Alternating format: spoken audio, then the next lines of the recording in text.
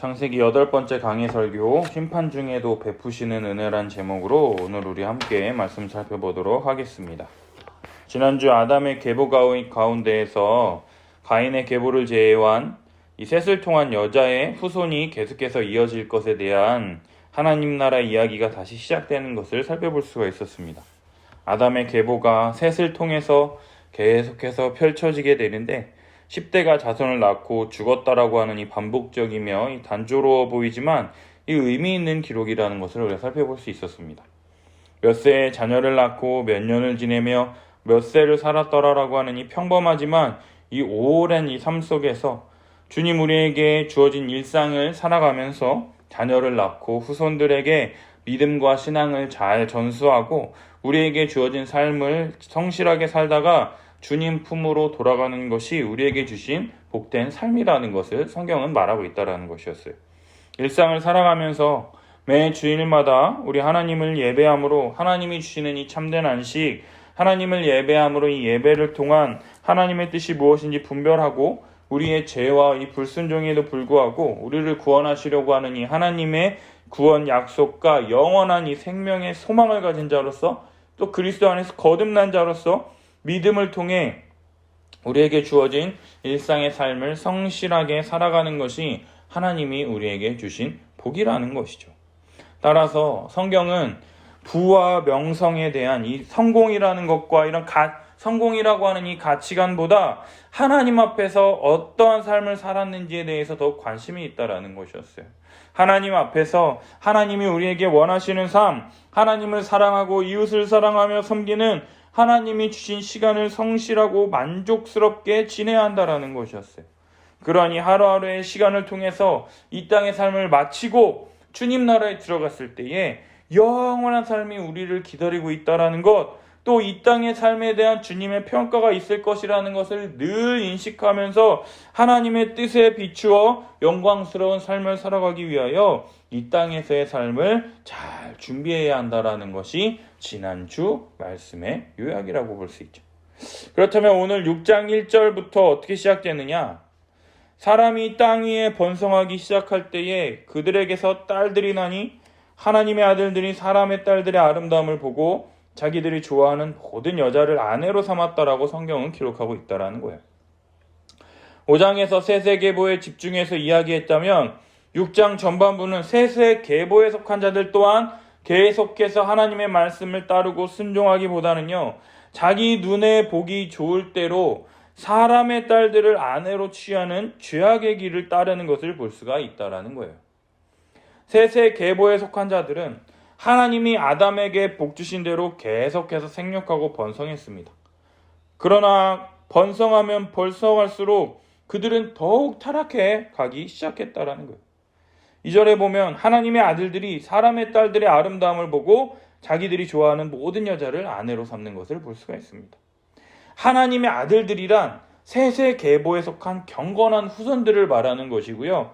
사람의 딸들이란 가인의 후손들, 곧 하나님을 떠난 자들에게 하나님을 떠난 자들이라고 성경이 이야기하고 있다라는 거죠. 따라서 이 경건한 후손들이 사람의 딸들의 아름다움을 보고 그들을 아내로 삼았고, 따라서 경건한 후손들 또한 경건을 잃어버리고 하나님의 가르침을 잃어버리게 되었다라는 것이죠. 결혼은 부부가 부모를 떠나 한 몸이 되는 것이므로 하나님의 이름을 부르는 자들과 그렇지 않은 자들이 결코 참된 의미에서 하나가 될 수가 없으며, 그렇게 결혼한 자들은 경건하게 살아갈 수가 없다라는 것이죠. 따라서 하나님의 아들들이 사람의 딸들을 아내로 삼음을 통해서 셋의 계보에 속한 경건한 자들이 불경건한 자들로서 계속해서 타락해가는 모습을 볼 수가 있다라는 것이에요. 셋의 후손들은요, 아담과 하와가 선악과를 본즉 먹음직도 하고 보암직도 하고 지혜롭게 할 만큼 탐스럽기도 한 나무인 것처럼 보았듯이 사람의 딸들의 외형적인 그 아름다움을 보고 그들을 아내로 삼아서 하나님이 말씀하신 부부가 한 몸 되어 연합을 이루고 그 하나님의 뜻에 순종하며 신앙을 후손들에게 계속해서 가르치며 전수하는 그러한 이 삶의 중요성과 그러한 복과 은혜에 대해서 간과하게 되었다라는 것이에요. 사랑하는 여러분, 우리 어렸을 때만 해도, 우리 대학생 때만 하더라도 배우자의 첫 번째 기도 제목이 뭐였냐면 믿는 사람과 결혼해야 된다라는 게 거의 1번이었었던 것 같아요. 저도 그랬으니까. 믿는 사람이어야 됩니다. 그런데 지금은 믿지 않는 사람들과 결혼해도 별 문제가 되지 않는다라고 생각하는 것이 많은 것을 볼 수가 있다라는 거예요. 그렇다면 무엇을 가장 중요하게 생각하느냐? 남자들은 결혼할 여성에 대해서 다른 것 다 필요 없고 외모만 봅니다. 얼굴이 이쁘든지 몸매가 이쁘든지 가슴이 크다든지 엉덩이가 크다든지 다리가 쭉쭉 길다든지 자기가 좋아하는 외모만 취하는 것을 볼 수가 있다라는 거죠. 그렇다면 여자들은 결혼할 남성에 대해서 가장 먼저 무엇을 보느냐? 경제력을 보든지 학벌을 보든지 직업을 보든지 계속해서 그 사람이 어떤 사람이며 어떤 가치관을 가지고 있는지는 살펴보지 않고요. 제일 먼저 자신에게 안정된 생활을 누릴 수 있는 경제력이 있는지, 위치에 있는지, 안정된 생활을 가져다 줄 대상으로서 남편 될 사람을 찾고 있다라는 것이에요. 남자와 여자 모두 둘 다 자신들의 눈에 보기 좋을 대로 생각하고 판단하고 결혼을 꿈꾼다라는 것이에요. 그러나 성경이 말하는 결혼은요, 지난 몇 주간 계속해서 살펴봤듯이요, 부부가 연합하여 하나님 안에서 한 몸을 이룬다라는 것이잖아요. 따라서 한평생을 다른 환경과 다른 문화에서 생활했던 사람들이 한 몸을 이루는 가정이 쉽겠냐라는 거예요. 우리가 결혼한 지 이제 9년 차가 돼가는데 우리 둘이도 지금도 계속 싸우는 게 뭡니까? 생활 환경이 다르잖아요. 문화가 다르잖아요. 그렇기 때문에 그런 것들 때문에 한 몸을 이루어가는 과정이 쉽지 않습니다. 부단히 어렵고 힘든 것인데, 그런데 하나님을 믿고 사랑하는 자들이 아닌 자신을 사랑하고 자신을 하나님처럼 높이며 살아가는 그러한 삶을 평생을 살아왔던 사람과 한 몸을 이룬다라는 것이 쉽겠냐라는 것이에요. 많은 사람들이요, 가정의 행복을 위해서 혹은 결혼이라는 목적을 달성하기 위해서 결혼 전이라든가 결혼 후 1, 2년 동안은 불신자였던 사람들이 교회에 함께 나갑니다. 싸우기 싫고 그 한두 번 가는 거 뭐 어려운 것도 아닌데 하면서 교회에 나가죠. 그러나 결혼 이후에는요, 교회에 나가지 않는 것들을 종종 볼 수가 있다라는 것이죠. 신앙이 없었던 사람이 신앙을 갖게 된다는 게 쉬운 일입니까? 우리가 고등학교 때 평생을 공부 안 하고 놀다가 고3 때 정신 차려서 공부한다고 우리가 서울대 들어가냐고요. 교회에 한 번도 신앙이 없었던 사람을 교회에 앉혀다 놓는 것만으로 그 사람이 신앙 갖는 게 쉽냐라는 거예요. 교회의 가르침과 문화에 대해서 아무것도 모르고 잘 이해가 되지도 않고 무슨 말 하는 건지 잘 이해되지도 않고 어려워서 듣고는 있는데 이해가 안 되는데 교회만 계속 앉혀놓는다고 그게 해결책이 되냐라는 것이에요. 그리고 또 그렇게 해서 신앙을 갖게 된 경우가 많습니까? 적습니까?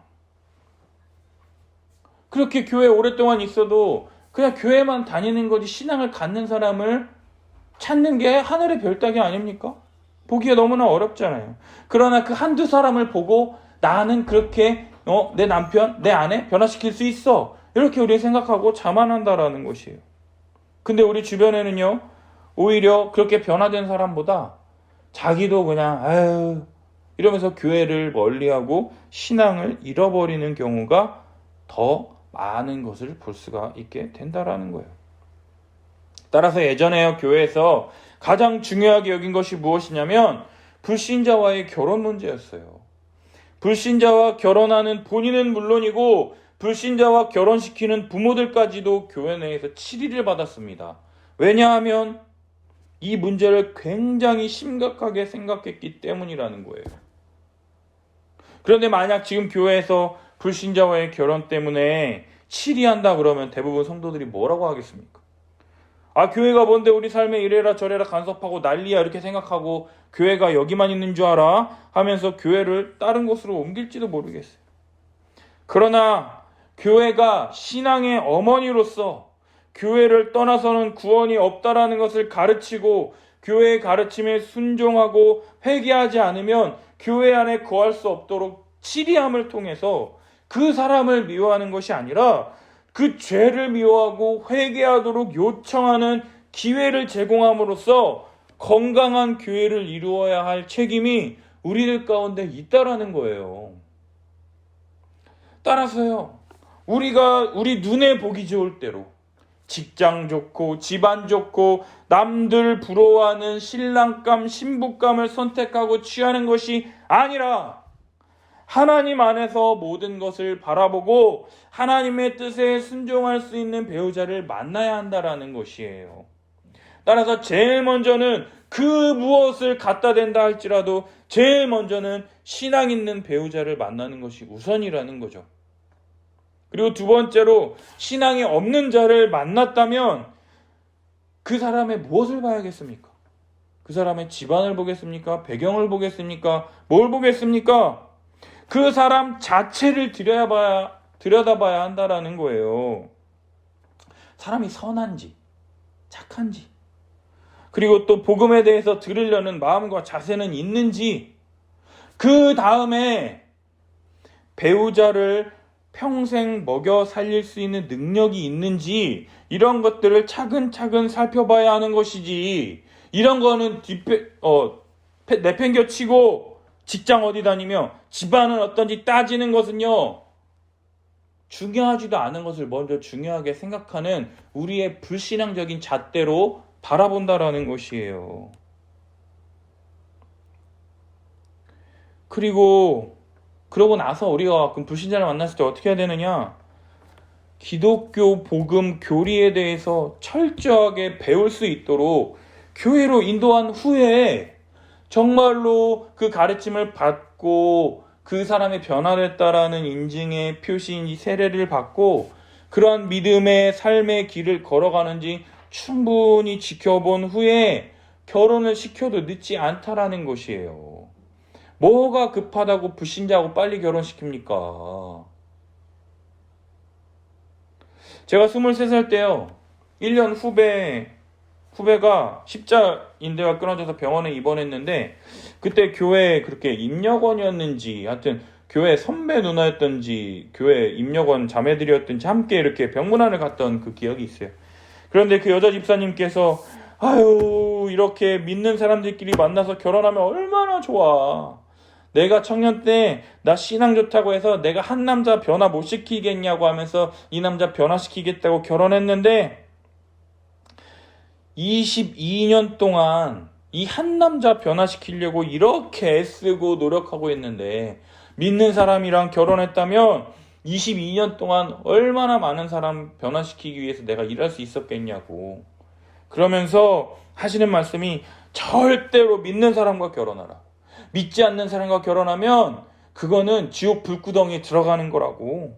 그러면서 절대로 믿는 사람과 결혼하라고 충고하신 게 아직까지도 제 눈앞에 선해가지고요, 잊혀지지가 않아요.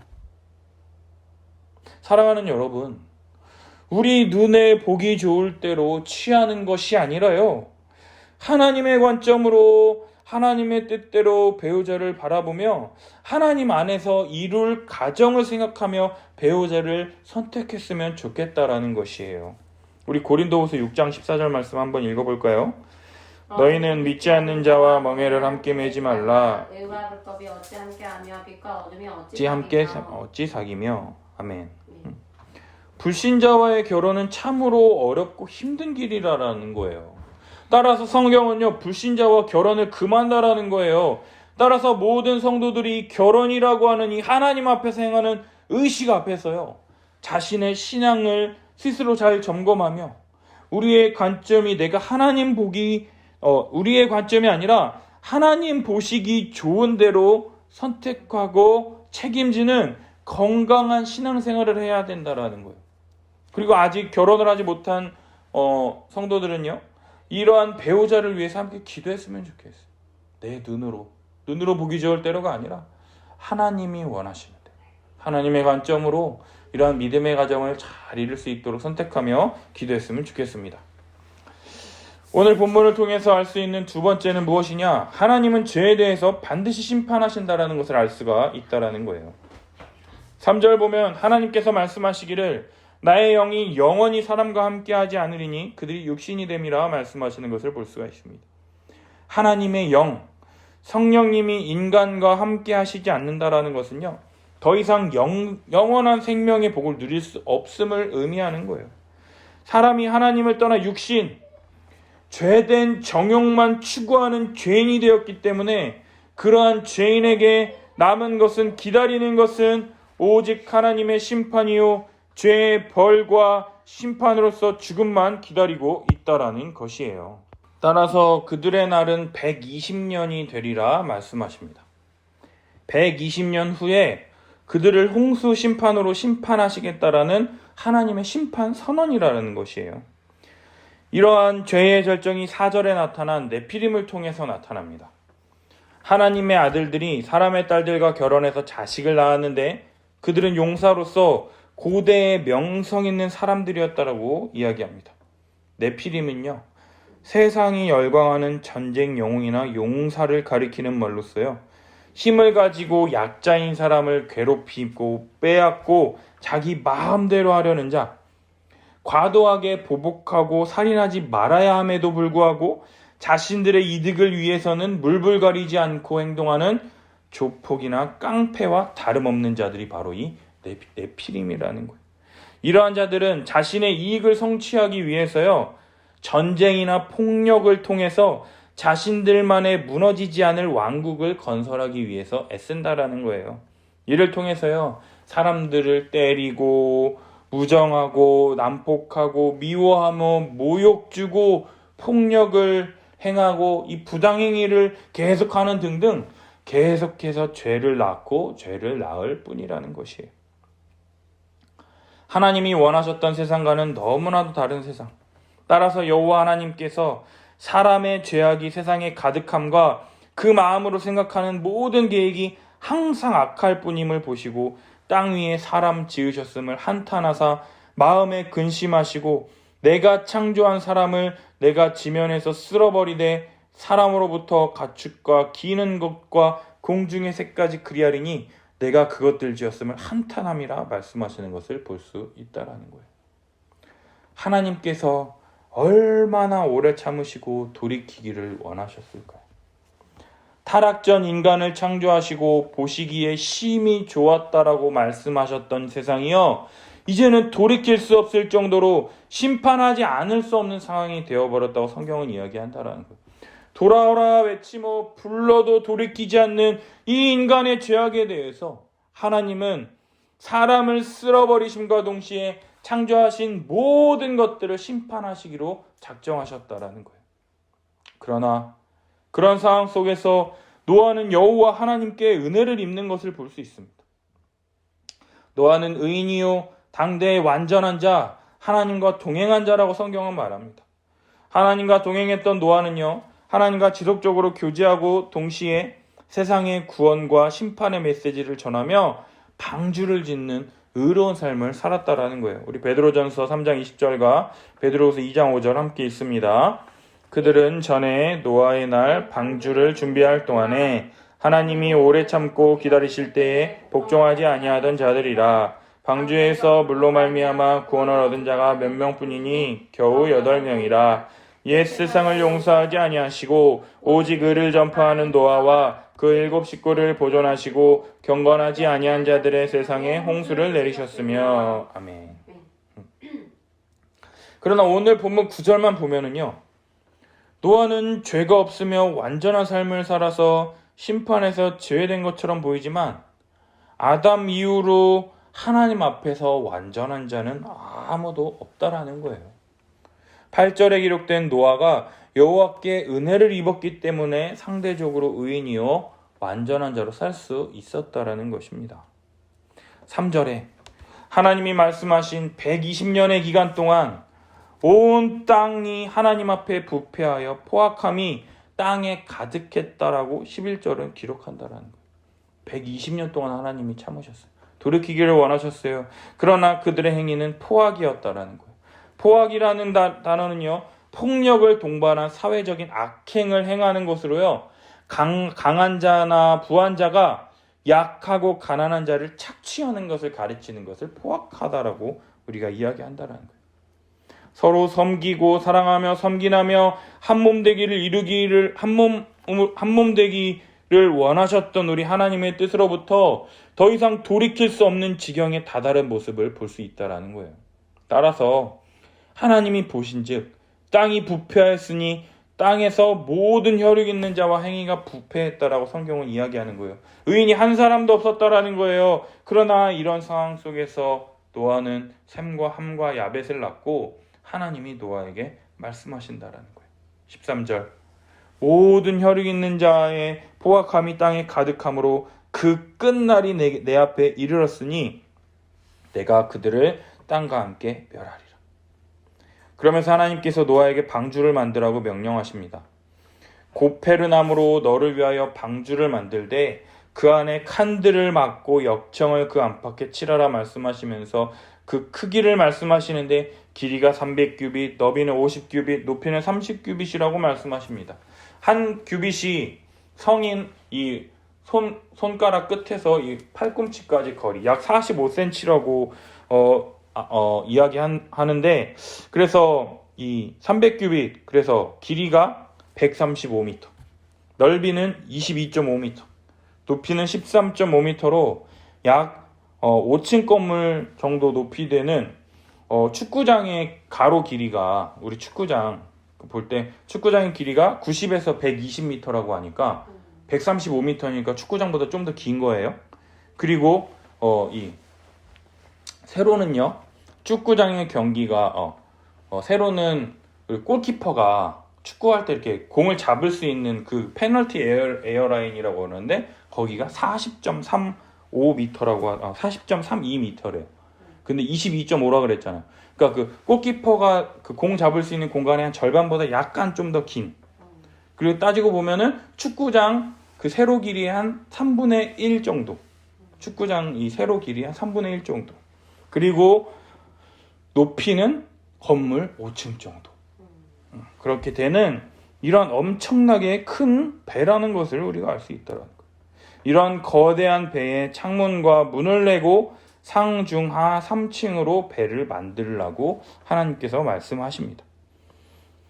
그런데 이렇게 커다란 배에요, 방향을 조타를 할 수 있는 키라든가 앞으로 나아갈 수 있도록 노를 젓도록 한다거나 아니면 이렇게 할 수 있는 것들을 만들지 않고 둥둥 떠다니는 배로 하나님이 이 방주를 만들라고 지시하셨더라는 거죠.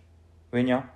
오직 하나님께서 홍수로 이 세상을 심판하실 때에 심판을 피할 수 있는 구조로 둥둥 떠다니면서 하나님께서 이 배의 선장이 되어주셔서 노아의 방주에 속한 자들을 구원하시는 은혜를 누릴 수 있도록 제작이 되었다라는 거예요. 하나님께서 홍수로 이 세상을 심판하시려는 것은요, 죄로 인하여 더럽고 이 타락한 세상을 물로 정결하게 하신다라는 의미예요. 깨끗하게 하신다라는 의미예요. 그러나 그러한 이 홍수의 심판 가운데서 하나님은 노아의 가족과 언약을 세우신다라는 거예요. 하나님께서 노아와 맺으시는 그 언약은요, 새로운 언약이 아닌 사람의 범죄와 타락에도 불구하고 하나님의 나라를 이 땅 가운데 드러내시려 했던 하나님의 창조 언약을 철회하지 않고 보존하시겠다라고 하는 그 의지를 그대로 드러내신다라는 거예요. 따라서 하나님은 노아와 노아의 아내 세 아들과 며느리까지 8명을 방주로 들어가게 하시고 혈육 있는 모든 생물을 각기 암수 한 쌍씩 방주로 끌어들여 노아의 가족들과 함께 생명을 보존하게 하신다라는 거예요. 사랑하는 여러분, 하나님은요, 죄에 대해서 반드시 심판하십니다. 그런데 우리는 우리가 그동안 함께한 정이 있는데 어떻게 그 죄를 책망하고 치리합니까? 아유 괜히 내일도 아닌데 참견하지 마 하면서 좋은 게 좋은 거다 하면서 그냥 넘어가려는 모습들이 우리들 가운데 많이 있는 것을 보았습니다.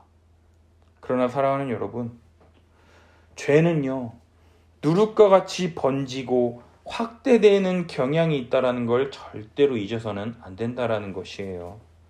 죄는 지으면 지을수록 더 많은 죄를 짓도록 하게 하며 마음 깊은 곳까지 우리를 장악하려 한다는 것이에요. 그래서 마음으로 생각하는 모든 계획이 항상 악하여 하나님을 대적하는 지경까지 이르게 되는 것을 볼 수가 있다는 것이에요. 따라서 교회에서는요, 교회의 가르침에 순종하지 않고 자기 마음대로 죄 짓는 것을 강력하게 치리해야 한다는 거예요.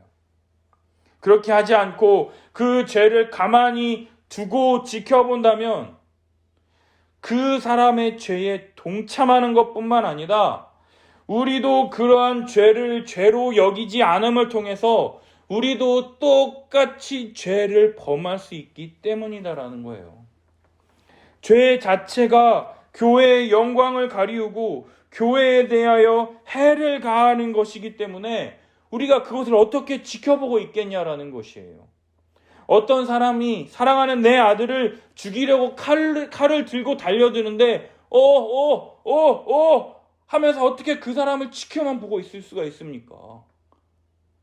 칼 들고 오는 사람에게 내가 먼저 날라차기를 하든 뭐를 던지든 아니면 내 아들을 피신시키든 내가 할 수 있는 모든 것들을 다 해야 하지 않겠냐라는 거예요. 따라서 이러한 일이 발생하지 않도록 교회 내에서 사전의 말씀으로 가르치고 양육함을 통해서 잘 다스리고 치리하고 복종할 수 있도록 하는 것이 가장 중요한 것이라는 거예요.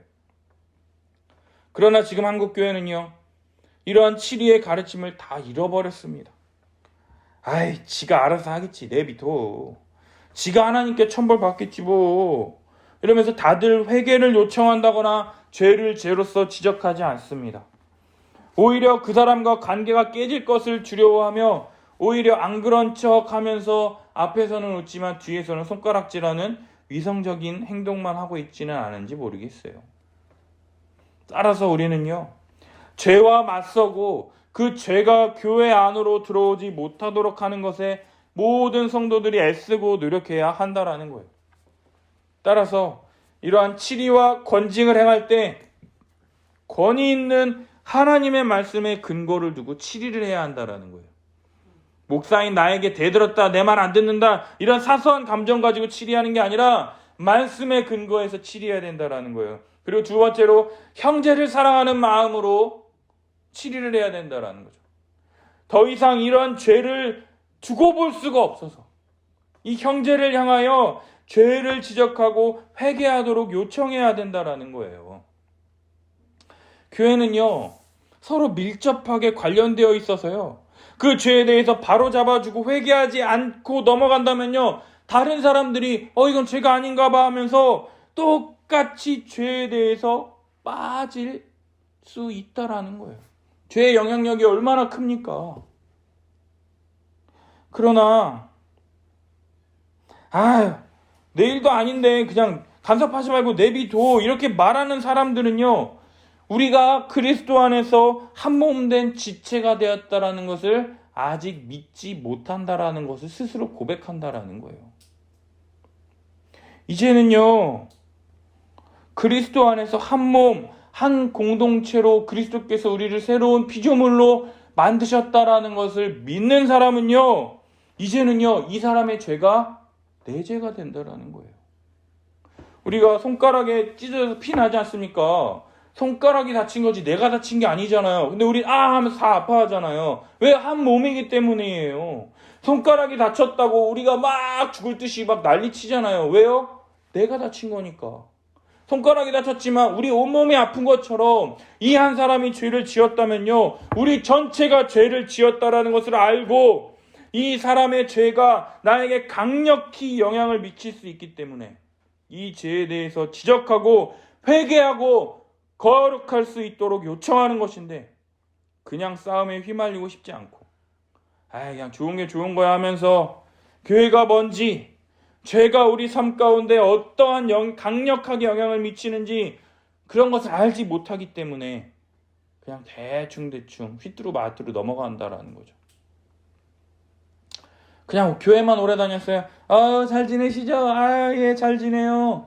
이렇게 20년 동안만 지냈지 서로 관심조차 주지 않는 그러한 교회 생활이 우리들 가운데 있다라는 거예요. 또 그리고 주변에 그렇게 나섰다가 친한 사람들과 다시 안 보게 된 것들을 우리 눈으로 목격했기 때문에 에이, 남의 일에 신경 쓰지 않으려 한다라는 것이죠.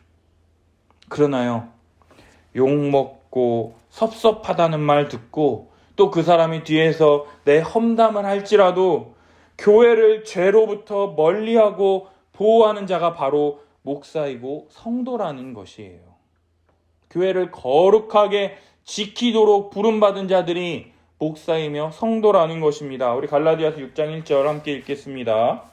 형제들아, 사람이 만일 무슨 범죄한 일이 드러나거든 신령한 너희는 온유한 심령으로 그러한 자를 바로잡고 너희를 진을 살펴보아 너도 시험 받을까 두려워하라. 아멘. 우리가요, 죄를 지은 자들에 대해서 권면하고 회개하도록 요청할 때 우리에게 요구되는 것이 무엇이냐? 온유한 심령으로 권면해야 된다라는 거예요. 한 몸 된 지체가 죄로 망해가는 것을 눈뜨고 볼 수 없어서 간절한 심령으로 돌아오도록 이야기하는 것이라는 거예요. 신천지에 빠진 내 딸, 자식들, 내 아들들 돌아오라고 부르짖는 그 부모 마음으로 안타까워하며 애통해하며 온전한 심령으로 우리가 요청해야 한다라는 거예요. 그와 동시에 두려워하는 마음으로 나도 그러한 죄에 빠질 수 있다라는 것을 기억하면서 우리 모두가 두려워하고 서로 경계하며 살아가야 한다라는 것이죠. 내가 그 죄를 범한 사람보다 낫다라고 하는 그런 우위의식 속에서 이야기하는 것이 아니라 나도 충분히 그러한 죄에 빠질 수 있다라고 하는 두려워하는 마음과 온유한 마음으로 그를 바로잡고 사랑하는 마음으로 교회의 순결을 지키려는 그러한 자세로 권면하며 회개를 요청해야 한다라는 것이죠. 그리고요, 그러한 권면과 충고를 받은 사람들은요, 지가 뭔데 나보고 이래라 저래라 하면서 불쾌하게 받아들이는 것이 아니라 누군가 나의 잘못에 대해서 지적해주고 회개를 요청한다라는 것은 참으로 감사한 일 아니겠습니까? 나에게 회개할 기회를 제공해 준다라는 것. 이를 통해서 내가 그리스도 안에서 한 몸인 교회구나라는 것을 인정해주고 나를 교회로 여겨주는구나 생각하게 된다라는 거예요. 그러면서 내가 뭘 그렇게 잘못했어 하면서 자기를 변명하고 계속해서 궤변을 늘어놓기보다는요, 잘못했습니다. 회개하고 돌이키고 사과하고 하나님 앞에서 회개하고 다시금 은혜를 입어 믿음으로 나아가는 것 말고 우리에게 구원의 길이 없다라는 것을 아는 것이 신자의 바른 자세라는 것이죠. 특히 나를 잘 안다고 하고 친밀하다고 하는 사람들에게 안 좋은 소리를 듣는다 할지라도 그러한 말을 듣고 받아들일 수 있는 온유한 마음을 달라고 우리는 계속해서 기도해야 한다라는 것이에요. 나이가 거의 40이 넘었는데 나도 생각이 있고 머리가 있는 사람인데 뭘 그렇게 잔소리를 하는지 하면서 한 귀로 듣고 한 귀로 흘려듣는 게 아니라 나이가 70, 80이 넘어서도 겸허히 죄를 지적받을 수 있도록 우리 마음을 잘 돌아봐야 한다라는 거예요. 나이 든 사람에게 그런 말 하기까지 그 사람이 얼마나 할까? 하지 말까? 이렇게 주저했을지 그러한 힘듦을 넘어서 나를 이렇게까지 생각해 주는구나. 하나님 앞에서 내가 깨끗하게 살기를 원하는구나. 참 고맙네. 나라면 그렇게 할 수 있었을까? 내가 아직도 하나님 앞에서 부족한 죄인이었구나 라고 깨달으면서 회개하고 은혜를 구하는 삶이 우리에게 주어진 복이라는 것이에요.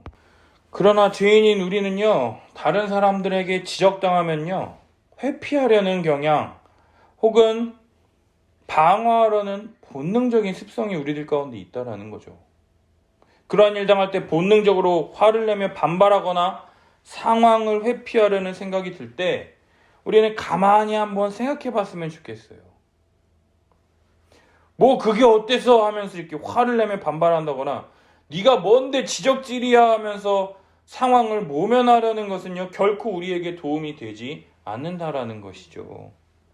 한몸된 교회의 지체로서 목자장이신 주님의 뜻과 원리로 나를 사랑하기 때문에 나를 사랑해서 내가 돌이키기를 원해서 이러한 죄를 지적하고 회개를 요청한다라는 것을 잊지 말고 우리는 기억해야 한다라는 거예요. 붙잡아야 된다라는 거예요.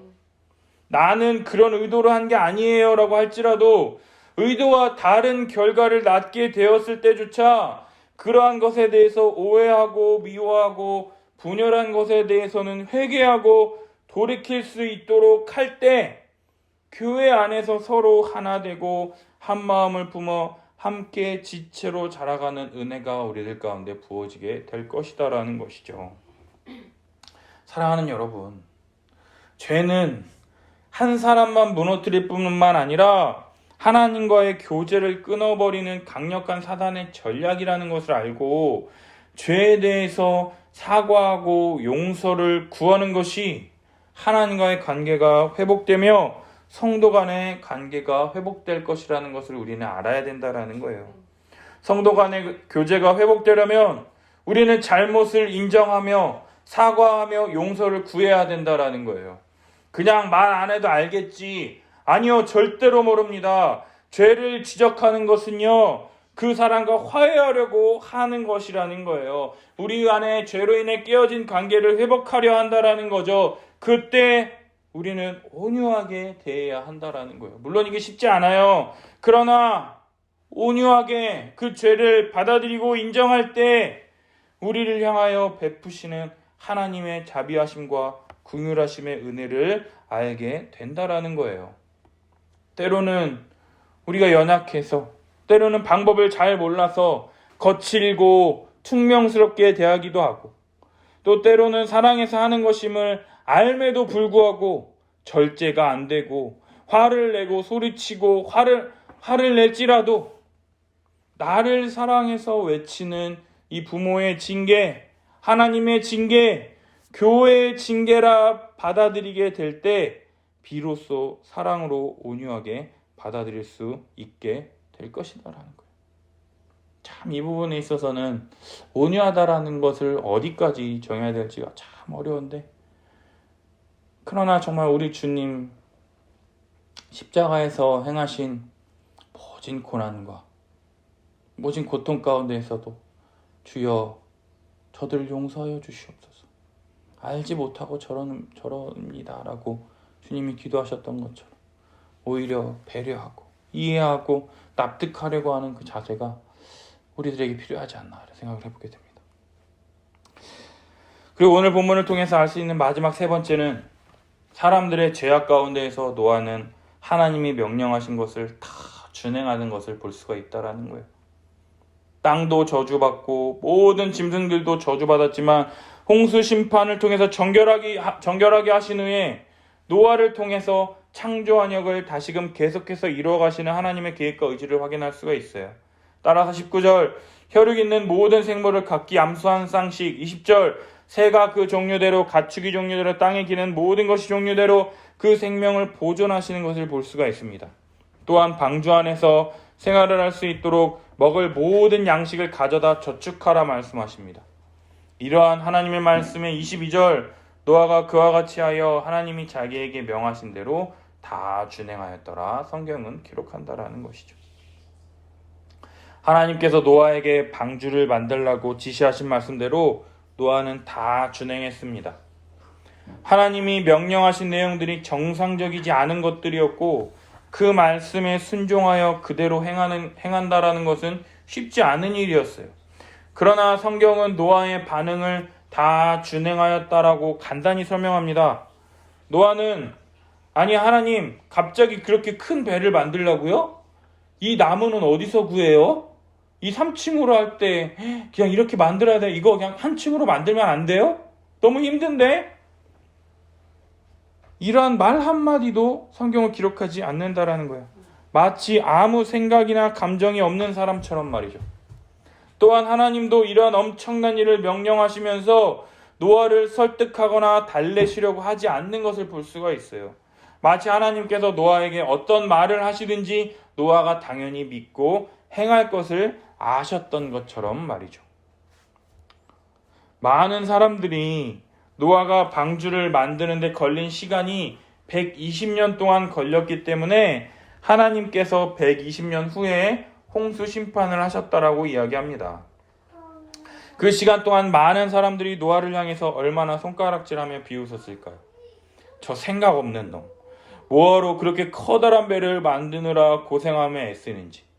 배를 바다에서 만들어야지 땅 위에서 만드는 건 뭐람?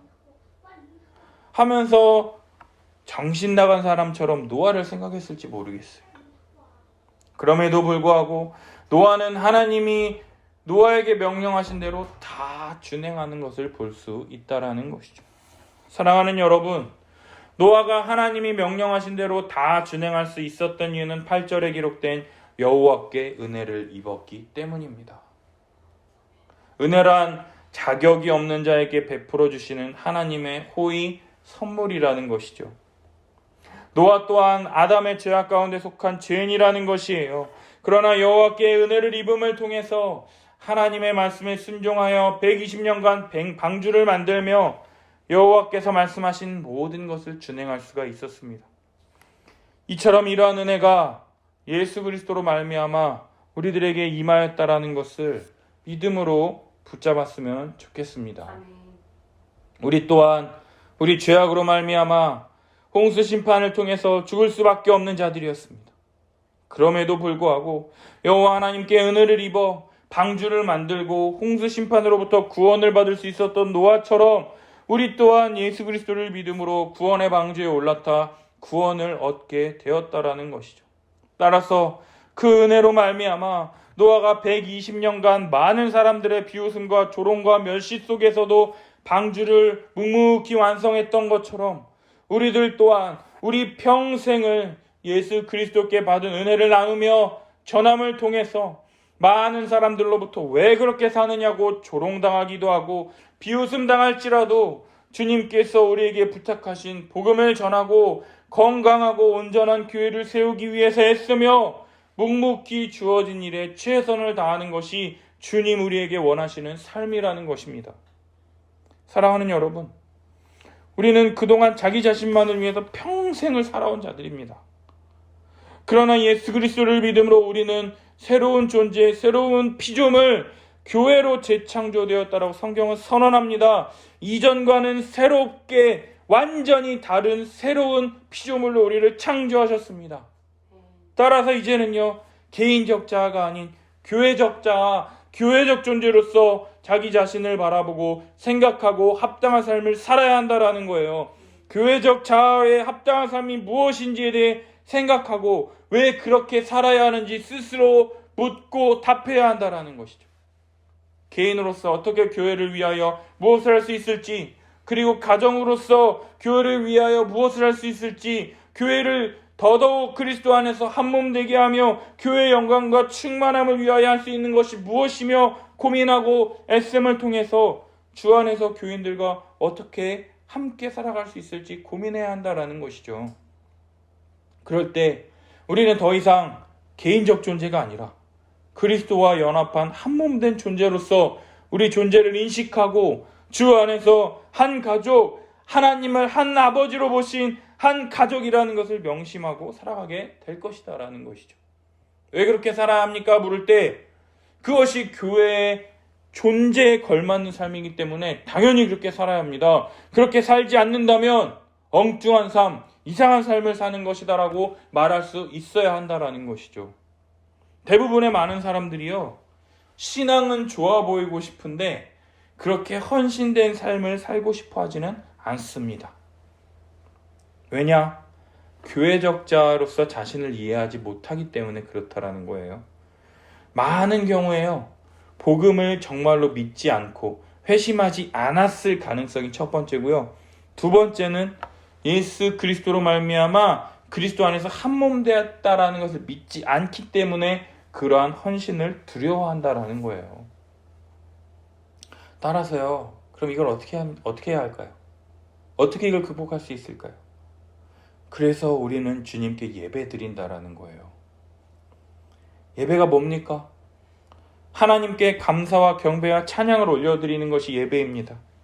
하나님이 하나 될 수 없는 우리를 위하여 행하신 일을 십자가로 말미암아 이방인과 유대인이 한 몸 하나 될 수 있도록 새로운 피조물로 만드셨다라는 것을 예배를 통해서 우리가 알 수 있게 된다라는 거예요. 그리고 그리스도 안에서 하나님이 행하신 그 일을 생각하고 믿고 예배하고 찬양하며 하나님께 감사드린다라는 거죠. 그런데 하나님께서 그리스도 안에서 행하신 일의 핵심이 무엇이냐면 바로 교회라는 거예요. 하나 되게 하셨다라는 거예요. 교회가 하나님 나라의 실현이요 하나님 나라의 통치의 결과라는 거예요. 이 교회에 하나님이 복 주시고 하나님이 직접 교회의 머리로서 교회에 머무시며 임마누엘의 하나님, 그 하나님 나라의 본질을 성취하신 것이 그리스도 안에서 우리를 위하여 행하신 일의 핵심이라는 거예요. 이 교회를 통해서 하나님의 구원의 성취, 구원 경륜을 드러내며 하나님의 자비와 사랑과 공의를 맛볼 수 있는 것이 어디냐? 바로 교회라는 거예요. 따라서 하나님께 최고의 예배를 드린다는 게 뭐냐? 모든 성도가 교회적 존재로 한마음 한뜻으로 예배 드리는 것이 우리가 하나님께 드릴 수 있는 최고의 예배라는 것이에요. 모든 성도가 그리스도 안에서 한마음 한뜻으로 교회가 되었고 그리스도로 말미암아 구원받은 존재요 은혜 받은 존재요 사랑받은 존재요 사랑으로 함께 사랑하며 살아가는 존재. 그리스도 안에서 이 모든 것들이 확인되어지고 그리스도로 말미암아 모든 것들이 표현되는 이 예배가 그렇기 때문에 굉장히 중요하다라는 거예요. 따라서 교회 예배 한번 빠지는 거 가지고 이렇게 쉽게 생각하면 안 된다라는 거예요. 그 사람은 아직 한 몸 되었다라는 걸 부정한다라는 것을 믿음으로 나타낸다라는 거예요. 내 예배 안 가는 것으로 나타낸다라는 것이죠. 따라서요, 우리 같은 죄인들, 우리 같은 이 하나 될 수 없는 자들이 함께 모인 것 자체가 하나님께 예배드릴 이유가 되며 우리에게 베풀어 주신 은혜의 결과요 찬양할 만한 이유가 된다라는 것이에요. 따라서 우리는 이런 성경적 교회론 없이 신앙생활 한다면요 자기 자신만 구원받고 남을 구원하지 못하는 신앙생활할 가능성이 굉장히 높다라는 거예요. 사랑하는 여러분, 왜 목사님은 자꾸 교회에 대해서 강조하고 이야기합니까? 지금 같은 시대에 이게 말이나 씨알이나 맥히는 얘기입니까? 여러분, 그렇기 때문에 더욱더 교회로 모여야 하고요. 교회로 다시금 회복되어야 한다라는 것을 제가 주장하는 거예요. 교회 안에 그리스도의 영광이 충만하며 교회 안에 있을 때 우리가 행복하기 때문이에요. 성경에서 말하는 성령 충만한 삶과 이런 행복한 삶을 누리고 싶지 않으십니까?